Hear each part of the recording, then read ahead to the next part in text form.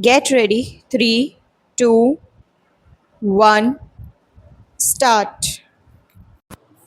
In discussing the demands for grants of the Finance Ministry, we have got to see to what extent the administration of this particular ministry has led to the development of our national wealth and the securing of the welfare which our state claims to have in view.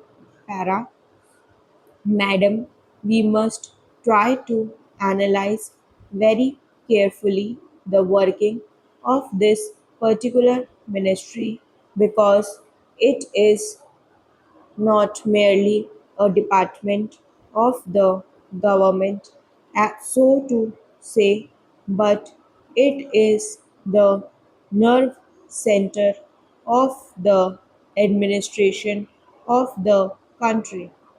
I would like first to refer to the role of foreign capital because in determining the manner in which the permission of capital issues has been granted by the particular administration, we should keep in our mind to what extent the interests of our nation have been served.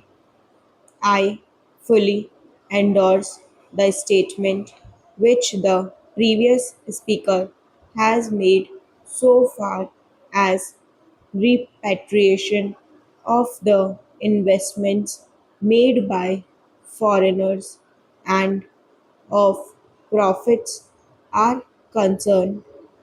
We have dealt with this topic quite a number of times, and I do not want to reiterate anything apart from only supporting what the honorable member who just now spoke said. Para, I would now like to deal with the investments of foreigners in India.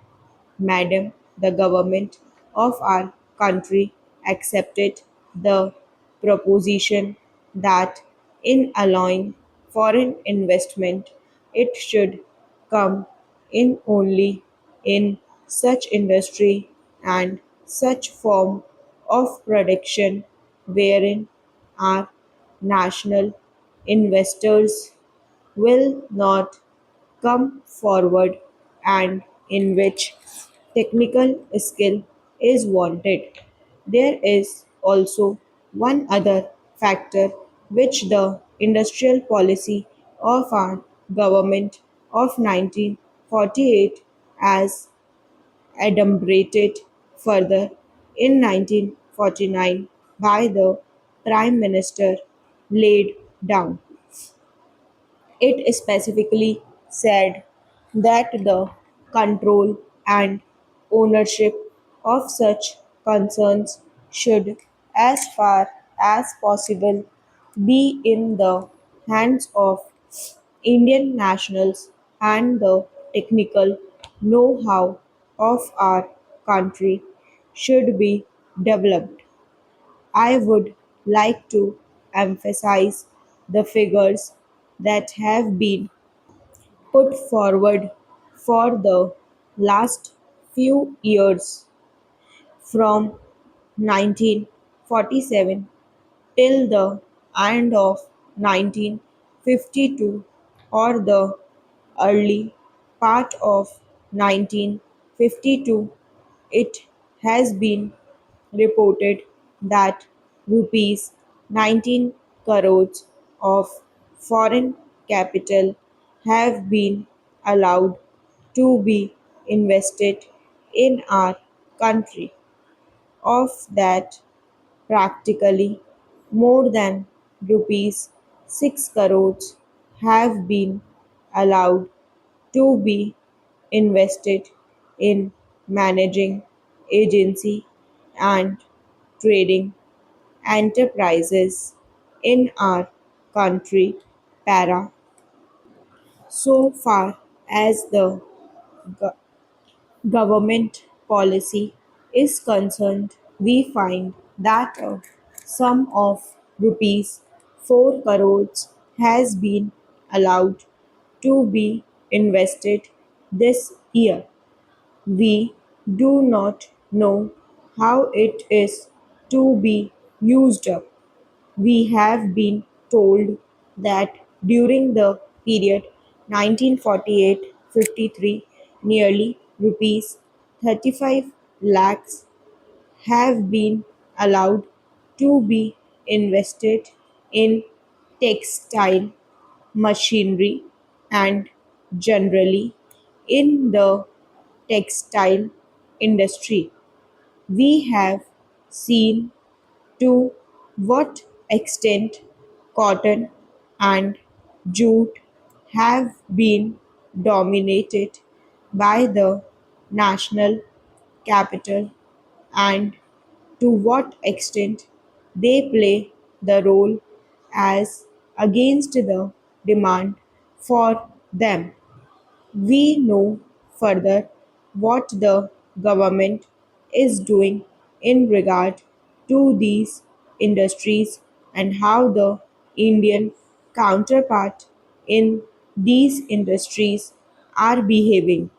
Then, why this further penetration of foreign capital? Para. Even in regard to the expansion scheme, we find that paints, soaps, electric fans, and machine tools are some of the industries where the government is allowed foreign interest to establish or expand their factories. It will adversely compete with the production of the country when the indigenous producers do not find any market in this sphere. Therefore, we have got to see to what extent the capital issue has been regulated by this government and particularly by the finance department so that the national well-being of the country could be guaranteed. Para. Then we have got to look into the fact as to how far the new industries are allowed to function. So far as the oil refineries are concerned, some of them have been established and some more are going to be established very soon. In the control of the administration, the Indians have no share. There are only preference shareholders and they have no voice in the management. So far as the administrative aspect in this country is concerned, the most important part of it is the technical know how. They do not guarantee that they will train the Indians. That means they say even after 20 years we will have to face the problem of the know how in respect of the oil refineries. I do not know why the government are showing softness to foreigners in this matter. Para. Then we have another investment in collaboration with the Indian chemical industries for the manufacture of civil explosives. Here, as far as I have gathered, only 20% is going to be Indian capital. The majority of the shares will remain with the Indian chemical industries. Nobody else has been allowed to make any investment. It would have been better if other companies and private individuals had been given an opportunity to purchase the shares stock.